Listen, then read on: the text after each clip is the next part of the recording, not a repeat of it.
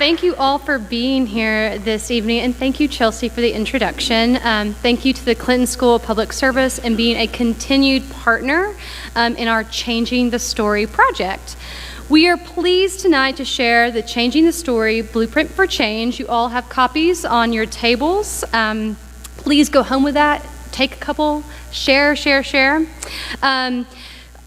The project and publication would not have been possible without funding support from the Arkansas Children's Hospital, so I want to give them credit this evening. Additionally, it was the Changing the Story Summit held on this campus just a year ago that really launched this project. So really, the layout of this work is really kind of a continuation of what happened on that day as you look through the report. This publication is a product of the summit attendees and the women and men who are passionate about seeing change for the better in the 4 identified focus areas of economics and workforce, politics and leadership, health, and education. The Women's Foundation of Arkansas is humbled and proud to serve as a convener for individuals and groups who are hopeful that change is possible for women and girls in our state. I'd like to recognize WFA board members that are in attendance. If you could just wave your hands, please. Thank you. Also, I know that Dr. Zenobia Harris is in the room with us tonight. Dr. Zenobia Harris, she chaired the steering committee post our summit and really was a leader in continuing to motivate and encourage our volunteers who were on our working group. So thank you, Dr. Harris, very much. Appreciate that. I want to say thank you to our board for their leadership and commitment to ensure that we continue to advocate our mission, which is to engage our community to promote women and girls in Arkansas so they can realize their full potential. This blueprint is the collaborative effort of many and serves as a recommendation to stakeholders around the state who want to engage in not just conversations, but action steps to advance the status of women across the 4 focus areas. The layout of the blueprint includes an introduction, a review of the summits that happened a year ago, and then a dive into each of our working groups and their recommendations for bold change. I have the honor of introducing our moderator, and I hope that tonight's program is really going to be a highlight of the work of these groups and a showcase of our volunteer efforts. Really what can happen in Arkansas when we mobilize the people who are passionate about changing, and when we can recognize, when we come together as groups, that we each have assets that we can leverage. And that's what's happened. That is actually what's happened since we met a year ago and some of the things that have come about. Tonight, I'm pleased to introduce the final introduction. Well, I apologize now because she's going to introduce our panel. But I'm introducing Tamika Edwards, Director of Governmental Affairs for Arkansas Advocates for Children and Families. As Director of Governmental Affairs, Edwards advances the mission and policy agenda of the AACF by directing the development and execution of Arkansas Advocates Children and Families legislative strategy and managing key relationships with elected officials and other policymakers. Edwards served in the office of U.S. Senator Blanche Lincoln for nearly 11 years, ending her career there as Community Affairs Specialist. During her tenure there, she worked with municipalities and community organizations to identify resources to further community and economic development efforts. Welcome, Tamika.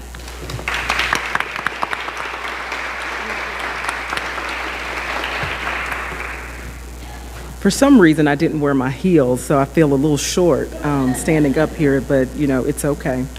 Welcome, y'all. Smile. We're here to talk about the blueprint. You should be excited about that.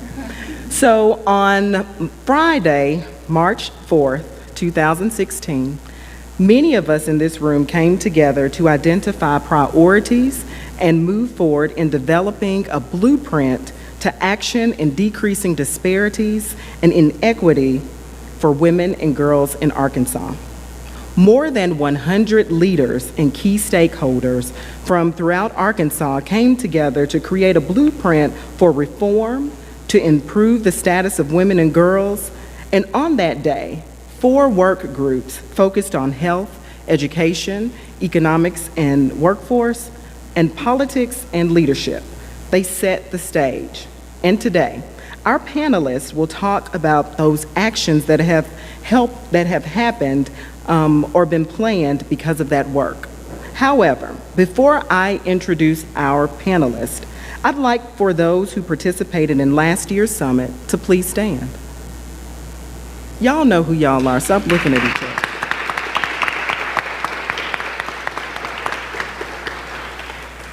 Thank you for your hard work. So I'm glad to introduce our panelists who will talk more about the blueprint. Today we have Bradley Planey, Branch Chief. Did I say that right? I did. Okay, good. Branch Chief, Family Health Branch, Arkansas Department of Health, and he's been involved in the Women in Health initiatives throughout his career. Mr. Planey serves as a resource to the state's Interagency Coordinating Council, known as Natural Wonders Partnership Council, and sits on the Reproductive Health Work Group, which he co-chairs. And I think that you were the only man in attendance last year? There was some facilitators. Oh, okay, I gotcha. We also have Dr. Karen Rosa, Program Director for the Arkansas Career Pathways Initiative, which is a great program, Arkansas Department of Higher Education. The initiative serves low-income students at Arkansas community colleges. Dr. Rosa has over 40 years of educational experience with both a bachelor's and master's degree in education and a doctorate in higher education administration. Abby Oliver is the Community Relations Manager at the University of Arkansas Clinton School Center on Community Philanthropy. That's a mouthful. She graduated with a Master's of Public Service from the Clinton School and an undergraduate degree in Public Policy Leadership from the University of Mississippi.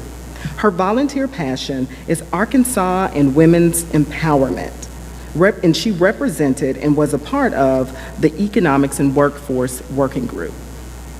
Stephanie Harris is the founder of Women Lead Arkansas, CEO of Law to Go, and owner of Sweet Candy and Gifts in the Heights here in Little Rock. She chaired our Politics and Leadership Working Group and was a sponsor of the 2016 Changing the Story Summit. Please welcome our panelists today.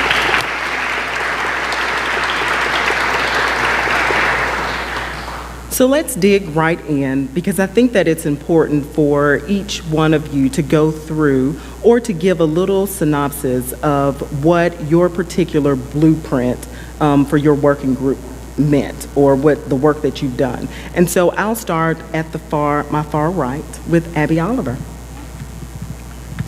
Thank you so much, and thanks for the Clinton School for hosting and the Women's Foundation for convening us. It was just a year ago, or a little under a year ago, that Annabeth started, and she did not attend this workshop, but she came at the very end and was introduced as the new, Twana did it as the new executive director of the Women's Foundation. And what Annabeth has accomplished with all of her volunteers and board in less than a year is really incredible. So thank you, Annabeth.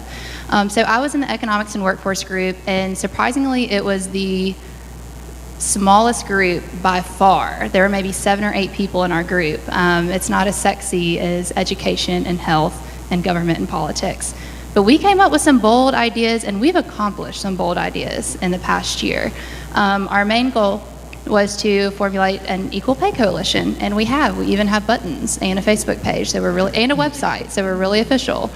But I could probably speak on equal pay all day. If anyone has any questions after this about equal pay, I'd love to talk to you about it. But if you're unsure, there is a pay gap and a gender pay gap, and something that we're trying to talk about, especially with the Women's Foundation. Not only is there a wage gap, but there is a wealth gap. So women in Arkansas earn 80% compared to what men earn, and that is working women versus working men, so people who are working. But women in Arkansas own 32% of what men own, and that's what we need to talk about.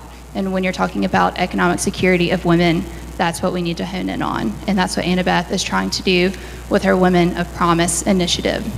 So be looking out for that. But the main thing we did since the Economics and Workforce group from Changing the Story Summit was formulate the Equal Pay Coalition.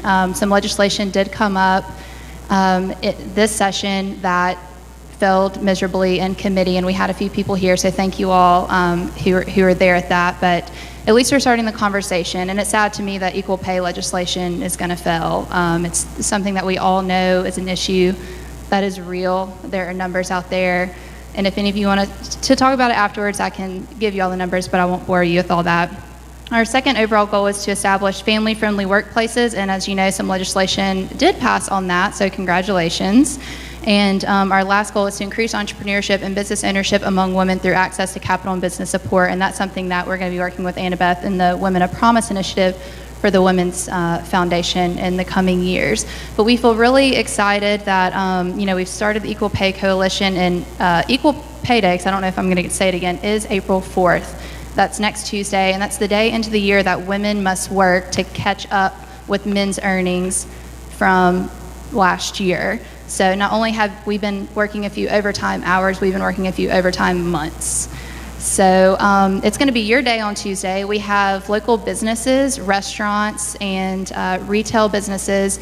Because on average, women in Arkansas earn 80% compared to men, women, you only have to pay 80% for goods and services on Tuesday. And if you're a business owner and want to participate, please let me know, because I'm sending out a press release tomorrow and I want your business to be included in that. But Sweets Candy in the Heights is one of them. So you get 20% off. Other quick ones: La Bali Creamery, Flyway Brewing, Essie Purse Museum. Go get a purse for 20% off. Great deal.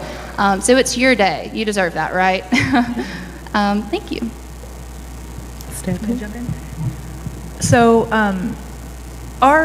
our working group, Politics and Leadership, we focused mostly on the dearth of women in political office. And as I'm listening to you talk, and I know as I listen to what you all had to say, I'm going to continue to think, if we had more women in office, the conversation would be different. We might be able to pass an equal pay bill. We might be able to do reasonable pregnancy prevention or family planning. I mean, all of those things. Women Lead Arkansas started because in 2013, I was listening to conversations about access to birth control, and I just was like, what is happening right now? And who knew, right? So our main goal is to elect a record number of women to the General Assembly within 5 years, now 4 years. We're at 25 now, our high is 31, so we need 32. We need more than that, but we'll start somewhere. And I really do believe that having women in these positions will change the way we talk about things. I think we are better at collaborating, reaching across the aisle, whatever needs to happen. So another thing, our second goal, getting women appointed to boards and commissions. It's not just elected position, it's not just, kind of the big offices that we think about, but it's city boards, I'm sorry, not boards, but committees. I'm tired. Did you hear about those things that I do? It's also why I'm drinking wine instead of water up here. City commissions, state boards and commissions that are appointed by the governor. If you don't apply, you can't be chosen, right? And then we need to get advocates to call the governor's office or the mayor or whoever is making the decisions and say, hey, I know a great woman, she's applied for this job or this position, you really need to consider her, right? So it's really just getting women in the pipeline out there. And we have to ask women, we have to ask them, because we don't think of it on our own usually. On average, we have to be asked 7 times to run for office before we decide to do it. And women have considerations, particularly in the South, that men don't, and that is raising families and running a household. And even if we do have partners, there is still a sort of traditional gender division in chores and responsibilities, and that's got to change. Not just so that we can run for office, but just so that we can have a quality of life equal to men. I think it's only fair. You have the babies. I say you because I don't have kids. Women have the babies. Men should have to participate equally in the care for them. So anyway, just getting more women, just normalize the fact that there are women in office so that we don't have to beg them, that they just think of it as something that they can do as they are going through college or whatever. So, okay. Thank you. The health work group was pretty well populated, and there was a lot of diverse opinions, but I think we were affected by the opening speaker that day at the summit, Jenny Ehrlich, who was the CEO of the National Campaign to Prevent Teen Pregnancy. And she related how teen pregnancy, teen births impact women's ability for earning, impact a family's ability to stay together. Overall, if you can impact reducing unintended teen births, you can really impact a lot of the other areas that we're talking about when it comes to economics, when it comes to politics, when it comes to going on to higher education or finishing higher education. And so we really did focus on that, although we did understand just increasing access to care for women when it comes to health are important issues. But we focused on teen pregnancy. Two of the things that we wanted to do was to encourage the initiation of a nonprofit that might be able to focus on this area, that would go after funding that state government might not be interested in, and that's happened. We now have the Arkansas Campaign to Prevent Teen Pregnancy, and we've jumped through all the hoops, and it's now up and going, and we've already received a little bit of funding to do a few things, and hopefully that will grow. The other thing that we decided to do was there was already an existing group under the Natural Wonders Partnership Council, which is sponsored by Children's Hospital. There's a sub-work group that focuses on reproductive health, basically preventing teen births. And we decided to put energy into that. That's also a group that I work with, and make use of many of the efforts that they're focusing on, because nothing in this state happens in isolation. It really comes down to partnerships. And it's when we are able to reach outside of our silos and partner with other people of common interest that we're able to get things done. Usually you can find those synergies where somebody can bring something to the table, you bring something else to the table. And so we're making some progress in some areas. And some of those areas include developing more data available on the internet regarding teen pregnancy. The Department of Health has done that. There's also let's see, I got to refer to my notes, excuse me. We did a summit where we brought over 50 people together to push the issue, to make it more conversational.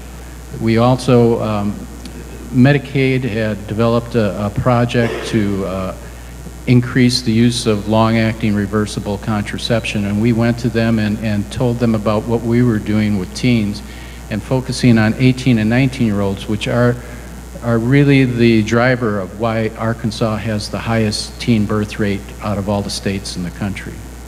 18, 19-year-olds are very high in this state, and most of those are not intended.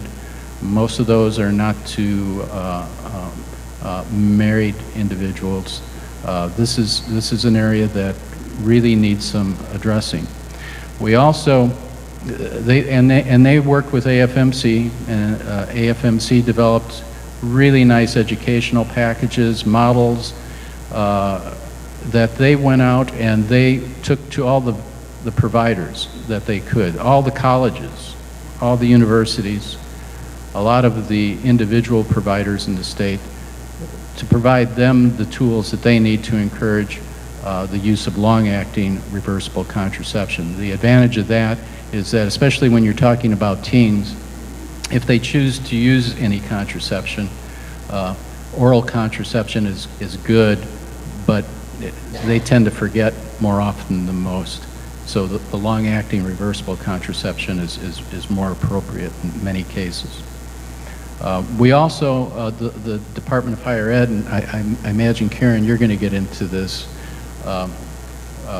was able to get some legislation that required the state colleges and universities to develop a plan to help their students avoid unintended pregnancies. And again, this may not be appropriate for the younger kids, but the 18 and 19-year-olds, again, are addressed. And the emphasis on helping them understand what they need to do and helping them access what they need. And we're also hoping that those students, once they get that understanding, bring that information back home to their home communities, and there will be a kind of a cascading effect to the younger generations. So there's a lot of individual efforts going on. Arkansas is the highest teen birth rate, but we have been making progress every year. In the last couple years, we've reduced the rate by 10% each time. It's just other states are doing it better and faster. So it's not that we're doing bad, and I give a lot of credit to the teens. They're getting wiser about what they do, and they're also being a little bit more conservative in many respects. But we just got to keep working at it, be persistent. Thank you. I'm Karen Rosa with Department of Higher Ed, and I had been in higher ed all of my life, retired at the age of 55, so that I didn't have to travel anymore, and so this is my encore career, and I thought I knew a lot. You know, people in higher ed tend to think that they know a lot. And the director of higher ed was a woman, and she called me and said, "What are you doing?" I said, I'm kind of enjoying retirement. And she said, "Well, just come back and work Tuesday and Thursday." Well, you know how that turns out. I wrote a proposal over Christmas for Career Pathways Initiative, and I have had so many aha moments and learned so much in my encore career. It was TANF funds, which are the old welfare to work money, to serve low-income custodial parents. And it's Department of Workforce Services money. And so the first year I just went back into my retirement and settled because they were out of part-time funds, and it didn't work. She called me back and said, "Will you work on the transfer credit?" And I said, "Sure." And she said, "And by the way, that proposal you wrote, we're about to lose that grant in Arkansas. We are a state that only 18% of the population has a bachelor's degree or above." Ironically, and those figures, when we wrote the proposal, I just gathered them from research, but they made such an impact on me. I didn't know that. And ironically, 18% of the people live in poverty, and most of them are children. So these are the words that I put in the proposal, and they came home when I started working full-time. Education serves as the vehicle for economic development. And, you know, I kind of sort of always believed that. But then when I started working with custodial parents, I was so surprised. They were 90% women. It's like, really? I said, "Well, maybe we sent you the wrong data. We sent it to a group in New York." It's like, "No, ma'am, it's 90% female, and they're 31 years of age." And I said, no, we really, and this is when we sit DISC. You know, it's like, no, we read the material right. They're 31 years of age. We had written the proposal for the 18 to 24-year-old who did not have the motivation to finish high school or go to college. And we kind of referred to them as couch potatoes, maybe. That was not true. These were 31-year-old bright women who had scholarships to the university. They messed up the first year. They got pregnant. They got on drugs. They messed up financial aid. They went home to small town Harrison, Arkansas, so their families could help. All of a sudden, when they're 31, they have 3 children, and the only skills they have pay minimum wage. Our bright workforce in Arkansas is our 31-year-old mother, if you address the financial barriers, and if you also address the emotional barriers that they now have, they can be successful. We have the highest NCLEX score in the state. We have the highest GED score in the state. We have a 10% higher success rate compared to all other community college students. They're good mothers. They love their children. The employers say they're better employees. I knew all of that, and then Brad and Angela came along. Arkansas Department of Ed got an unfunded mandate that every college has to have a plan for preventing unplanned pregnancy. It's like, yes, Angela, I'll do it. You know, but I had so many aha moments in 10 years. This initiative was supposed to last 5 years. We're now in our 11th year. We've received over $110 million in federal funding, and it's not enough. It takes a lot of money to educate poor people. It takes a lot of money to overcome the barriers for 31-year-old women, case managers who walk with them to financial aid. They don't just say, go down there and apply for a Pell Grant. They go to their cars. They were intimidated even by the two-year colleges. So I'm honored to be here. It's been an honor to have an encore career like this, but then I got sucked into PUP, you know, which were preventing unplanned pregnancy, and I sat around the table and I thought, I can't believe I don't know any of this. I'm 70 years old, and how many ways are there for preventing unplanned pregnancy? I was like, what are all those things? You know, I had to ask questions, but, and it's an unfunded mandate, and we have to do it. And if you haven't seen the video, I said, Angela, I have learned that forming partnerships that are relationships of mutual respect are the ways, and everybody said that at the table, to get things done. So yes, you know, I will serve on that, and the only thing I can supply is we have so many stories with our career pathway students, and the males volunteered. And it was the first time I heard that an unplanned pregnancy also affected the male student who said, you know, before I was hanging out with my guys on Friday night, now I'm watching Dora. And I didn't get to finish my education. You know, it's like, okay, I just had another aha moment. You know, it does affect everybody, and we do need to have it in the colleges. We do need to have it earlier. And then the gal sitting beside me saying, I said, well, what happened to health education? And she said, the money, we don't have the money anymore, and we passed it to the coaches, and we gave them the sex education test, and they all failed it.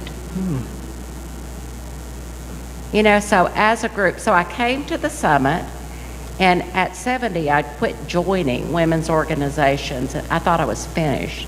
I have 2 daughters, 2 granddaughters, and I thought, okay, I'm finished with all this. And I was so motivated by the young women in our group, you know, who said, I'm in this.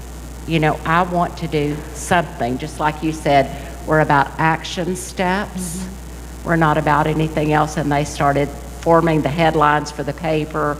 The first woman governor of the state says that there is now equal pay. The first governor of the state announces that women succeed in higher ed, and more of them have bachelor's degrees than not.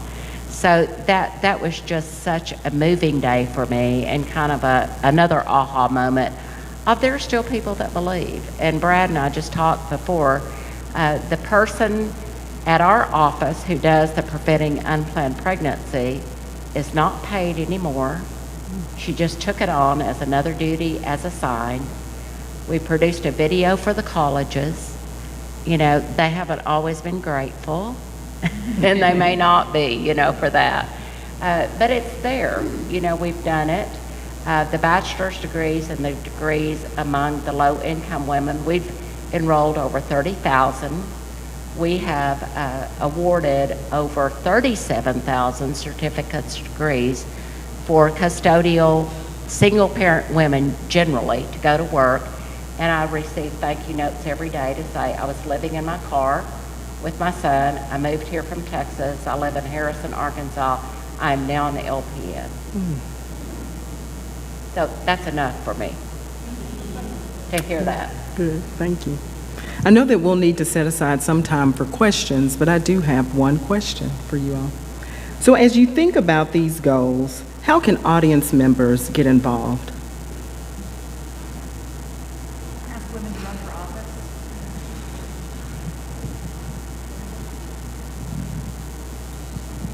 ask women to run for office I think that's a big one. and then give them money to do so.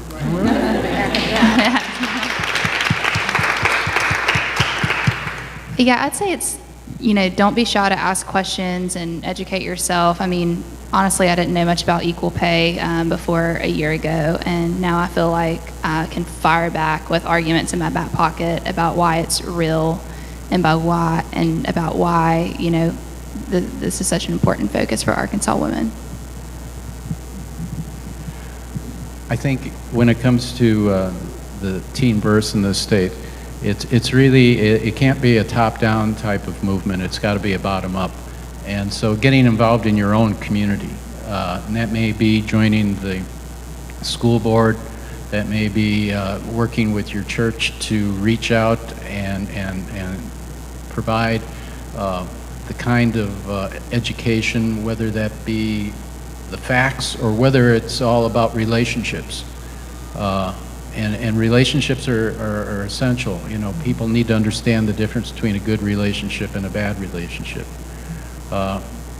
So, I mean, these are things that I think everybody needs to get involved in. It's not going to be something that comes from the top down. It's going to be at the grassroots level, and it's going to be what you talk to your neighbor about. It's what you're going to be doing with the smaller community organizations. And I would just say it's all of those things, and the only thing I can give right now, because I work full-time and I have a family also, is I can mentor a young woman. That's what I learned. And so every month I buy lunch for a young woman, and this week it was someone from Compassion Works. I didn't know what that was. It's a young woman who does meditation in the prisons. She volunteers in the prisons, and I learned so much in a 1-hour lunch at Samantha's across from my office.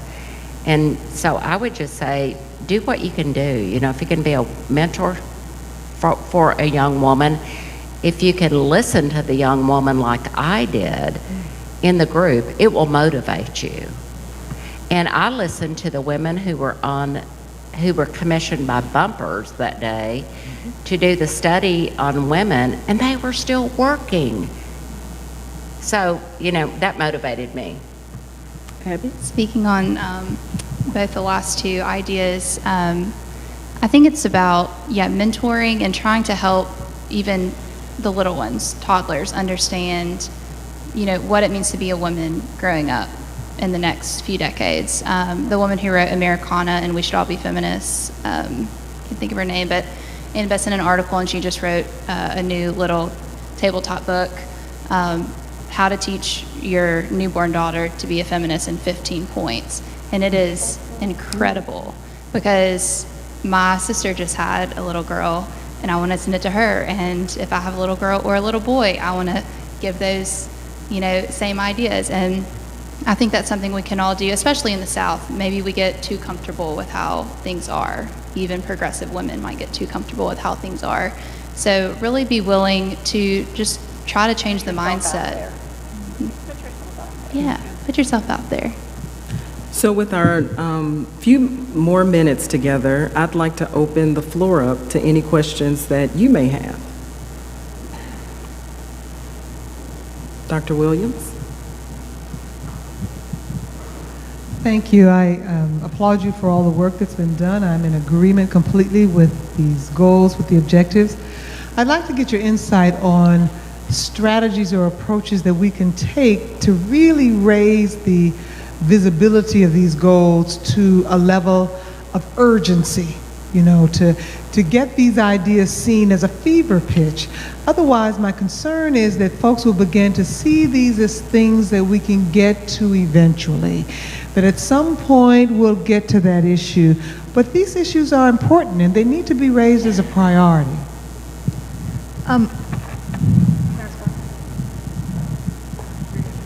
I have been thinking about that thing as I've been listening, your point, and the whole purpose of the Changing the Story Summit was to, let's get together to talk about it, but what are we going to do then, right? So, and my friends and I, we talk about this stuff all the time. Okay, but what are we going to do about it? We know what the problems are. I think that right now we are in a time of great potential. And with the election of Trump and the energy that women and groups are exhibiting and feeling, I think now is the time. I think you need to find people with the same interests, whether it's education or politics or what education, healthcare, whatever it is, and get together and figure out ways you can get things done. I've been really encouraged by the number of women who are calling their representatives and who are not just armchair quarterbacking, but are actually, even if it's just a phone call, that makes a big difference, because if they don't hear from you, they don't think that you care, or they think that what they're doing is okay, right? And then meanwhile, we sit back in our living rooms or on Facebook and complain about it. So, and I think also, I want to say that I think we are going to have to make a lot of people uncomfortable. I am not one who is known to be shy. I tend to speak my mind, and I can piss people off, but I think it's important to do that, because if we're too polite to each other, then we're not going to get anything done. And I feel like there have been a lot of failures among organizations that are supposed to be kind of leading the way in these efforts, and I feel like they've not felt like they've had to do it, but now times they are changing. So I think we need to hold everyone's, including our own, feet to the fire, and let's really get some stuff done. I really do think now is the time. And I just want to say one more quick thing. I wish I knew the lady's name, but I saw this video on Facebook, and it was a woman, and she was talking about, this kind of dark time that we find ourselves in. And she talked about the darkness of a tomb. And then she ended by saying, well, maybe it's not the darkness of a tomb, but the darkness of a womb. And I believe that we are going to come out on the other side of this better, because I think that this might be just what we needed. And I also want to say, I'm sorry, okay, someone's going to have to take this microphone away from me. I was going keep thinking of to more use things. my moderator's rules, but now go ahead. Steph. We need to reach out to poor people. I need to reach out to women of color. I need to find people who are not like me, and we need to come together. Because it ain't going to happen if we don't do that. And so I really, and again, it's uncomfortable for me, the things that I learn about myself, whether it's racist or sexist or whatever, but I need to learn those things, because it's not going to change unless I change. So I encourage you all to have these conversations, have the hard conversations, and then let's figure out a way to move forward.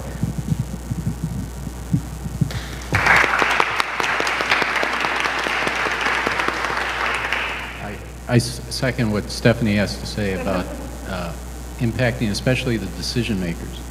But I think it also comes down to touching everybody in the community, everybody, because that's where the culture is. And changing culture is not easy. It's hard. And you can't do it just through education. That's not enough. Again, it gets back to relationships. People aren't going to care about what you have to say until they know you care about them. So that really gets to reaching out and dealing with the people around you. And it means being active. It means voicing those concerns and voicing your opinions and doing that education where you can and when you can.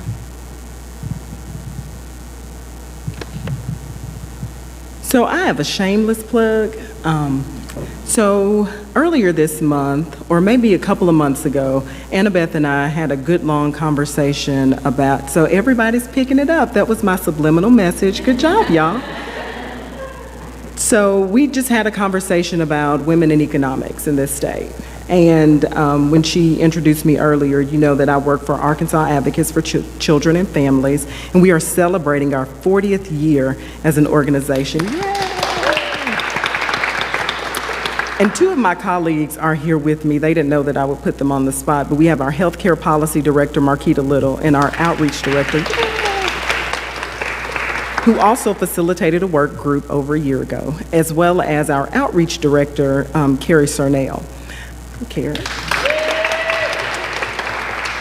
And part of the reason that I want to point that out was because when Annabeth and I met, we talked about the importance of women paying attention to public policy. And so it's not just enough for us to be involved in programs, and it's not just enough for us to look on the television or look on Facebook and make bedside comments, but it is important for us to be a part of the policy conversations. And over 90% of our work staff, our staff at Arkansas Advocates, women, right? We're at the Capitol, we're writing briefs, we're writing blogs, we're talking to lawmakers, we're talking to community individuals, all about public policies that impact our lives every single day. And so what this sheet does is it talks about those keys to success for women. And you'll see health insurance. Marquita has been just a huge advocate at the Capitol in dealing with Arkansas Works, and before that, the private option and everything ACA. And we talk about maternity leave, and we worked in 2015 as well as 2017 on making sure that we had maternity leave in this state. And so you can plug into those organizations, another shameless plug, www.aradvocates.org, to just get some of our updates, because we do need to be plugged in some of those public policies. And sometimes we say, oh, I hate politics. Well, you better get to liking politics, because politics, right? And we make it seem as though it's this big and spooky thing, but your children do it every single day. They lobby you every day. You know, they lobby you if they want something sweet. I know mine do. They lobby you every day, and that's the only thing that you have to do is talk. Use your network. It doesn't have to be that you're big and fancy and, you know, you have these huge groups of friends. Talk with the people you are around and talk about issues that impact not only you, but everybody else. And I really like what you said, and I tried to write it down. People don't care about what you say until they know that you care about them. Did I add too many words? Okay. See? So, I mean, that's huge, right? Did you? Well, you didn't have to tell me that. But that's huge, right? And so we, you know, it's great for us to go out and say that we're for something, but we really do need to care about the people, and as well as paying attention to public policy. So I had to use my moderator's privilege, and now I'll go back to the audience. Do you all have any more questions? Yes, ma'am. Actually, I Oh. We have to have you on leave. We have you on. But thank you. So I wanted to ask Abby, would you tell them about the bill that, even though it failed miserably, I do think it's important for people to know what that bill was, because it's something very simple, and I don't know that we always understand how a little box on an application can control the economic well-being for an applicant that's female. So would you share that with them? Thank you, Stacy. And that ended up not being in this particular bill that came up, but a lot of other states are passing legislation that outlaws businesses from requiring salary history, and that's because if you start at the bottom, you're going to continue to be at the bottom. And that's as simple as it gets, and I think that's really important, and I'd like to see Arkansas pass something like that. But the bill, House Bill 1021, that came up a couple weeks ago, was more focused on, I mean, there is an equal pay law. Everyone knows that, a national equal pay law. But in Arkansas, there are restrictions. So there's language in the law right now. You're exempt if you work in, quote, maybe something like charitable organizations. That could be, you know, thought of as nonprofit organizations. So maybe you're technically not protected, and that's kind of scary. And we also tried to get past the idea that you shouldn't be fired if you talk about salary with your coworkers. And so that was the big thing. That was the holdup. So thank you for asking. Any other questions? Hi, my name is Josh Snyder. I'm a first-year student here at the Clinton School, and thank you all for coming out today. So my question then is, Stephanie Harris, I know that you had suggested that we ask more women to run for office, and then, of course, that we give them money to do so. So I guess my question then is, how can we best encourage women to run for office, and when they do, how can we best support them?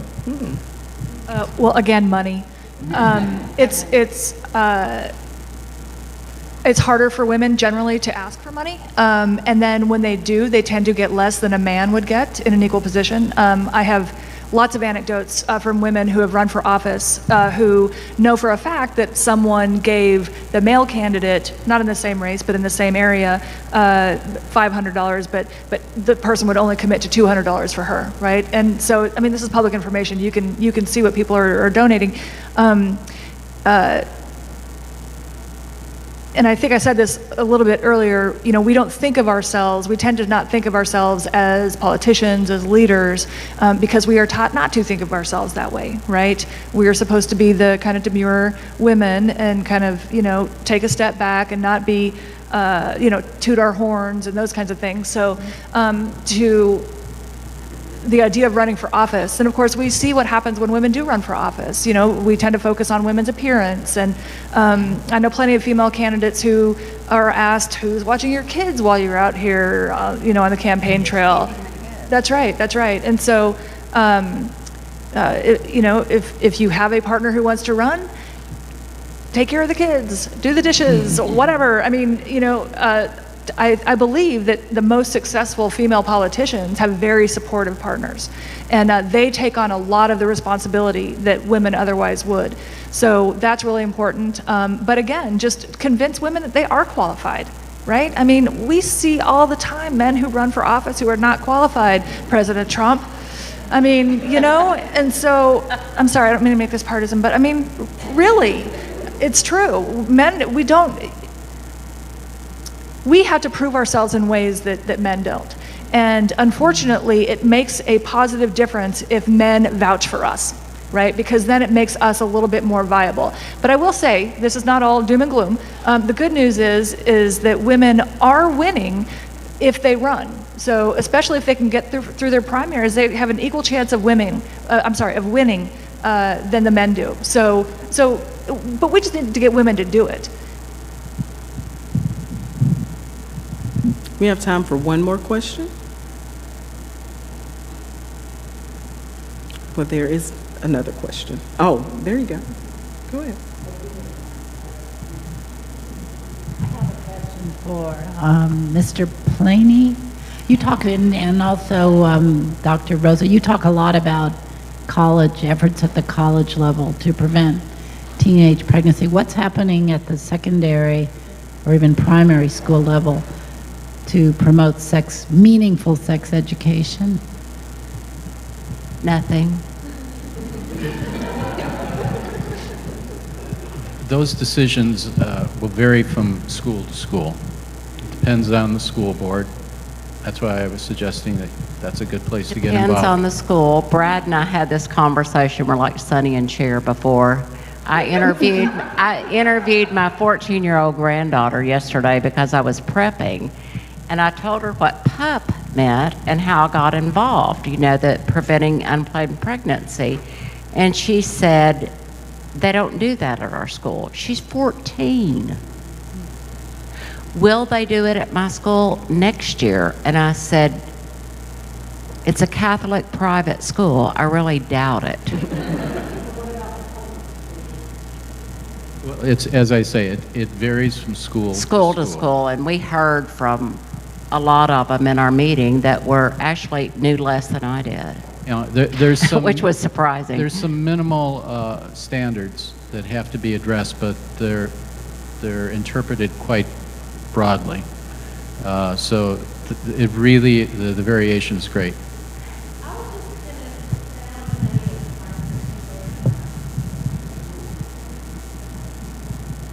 I'm Anna Strong, and I work with Brad a bit. I work with all the folks up here a bit, but I work at Arkansas Children's Hospital when I'm not on maternity leave.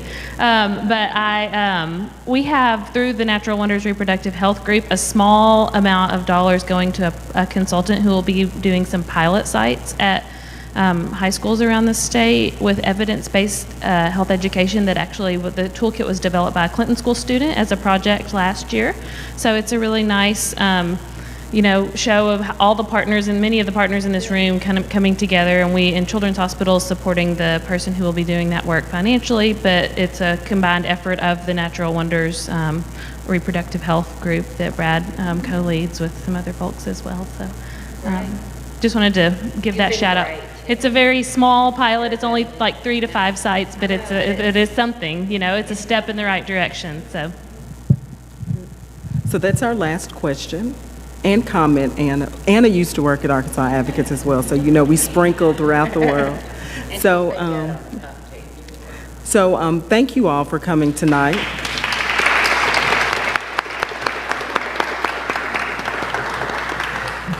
I want everyone in here to ask Tamika Edwards to run for office, please.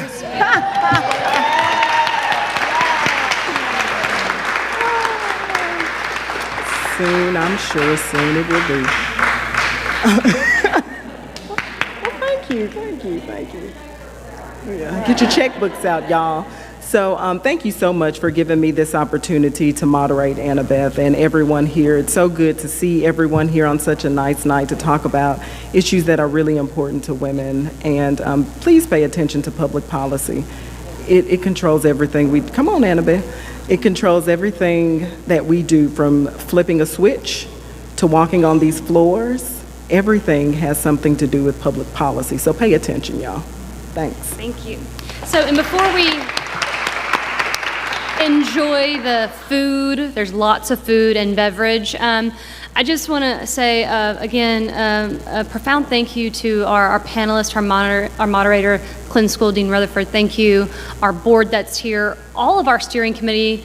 Several are also in the audience, so I hope that you all plan to stay and visit with the individuals that volunteered their time. I want to say real quickly that this on April 4th will be which is Equal Pay Day, marks my 1-year anniversary as the executive director.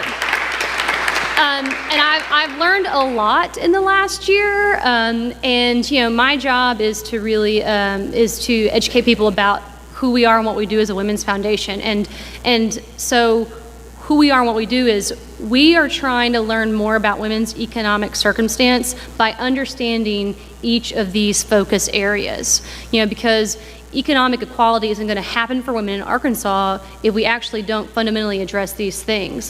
So I try to tell people, our lane is economic empowerment, but there's a lot of other lanes to try to advancing women, and they all kind of play into each other, and so we have to learn about that, and we have to really understand and see, I think, to Charlotte's kind of question, like, where are opportunities that we can come together and collaborate and make significant impact. And so, when Tamika and I sat down, I was kind of, I'm shopping around, Women of Promise, which is what we really are going to start focusing on at the foundation. We talked about how policy has an impact, and but we're not going to get policy influencers if we don't get women there. I was in the room at on the day that they introduced the Equal Pay Bill, and I think on that committee there were 2 women on that committee. But another thing that the Women's Foundation that we do is that we produce evidence-based research, and we also look to those who have it. And I will say that something that was really a travesty that day was that there wasn't really significant evidence presented about what really unequal pay is in Arkansas and what that looks like. And so we have a job, everyone in this room has a job to do, is to tell the story of women in our state. And that is absolutely, to Stephanie's point, we're going to have to step outside of our comfort zone and understand the story of women of color, the story of women in Northwest Arkansas, in the Delta. We have to demonstrate to people that when we talk about 80% of a female adult population that's uneducated, that's somebody that you know. It's somebody, it's not who you don't think it is, it's somebody that you know. So, and I am an internal optimist, and I believe that we can fix things, and I'm really proud that my first introduction kind of as the executive director was to come see the summit, like to see at the end of the day, the inspiration there. I'll tell you, I'm an adopted Arkansan. In fact, my in-laws are in the room, so hi, because I'm sticking around because I married her son. So, but once I was like, dang it, once I decided to make that decision, I was like, okay, I'm here, but by God, I'm going to make this state better.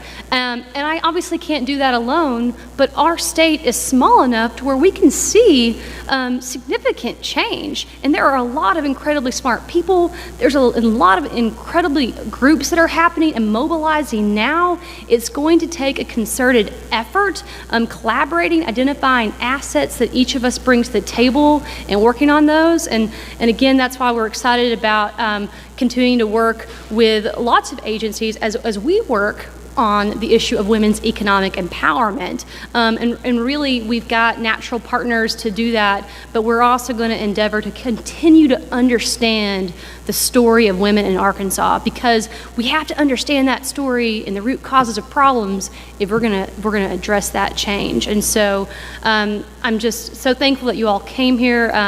And again, learn more about each of these working groups and what's happening. Also, I'm going to do a shameless plug for the Women's Foundation of Arkansas. On April 6th, it's Arkansas Gives. And if you want to continue to see things from our agency, please consider giving to us on that day. We appreciate your support. And please stay. We have some live entertainment, and we're going to have some yummy food by Trios. And I just appreciate all being here. So thank you so much.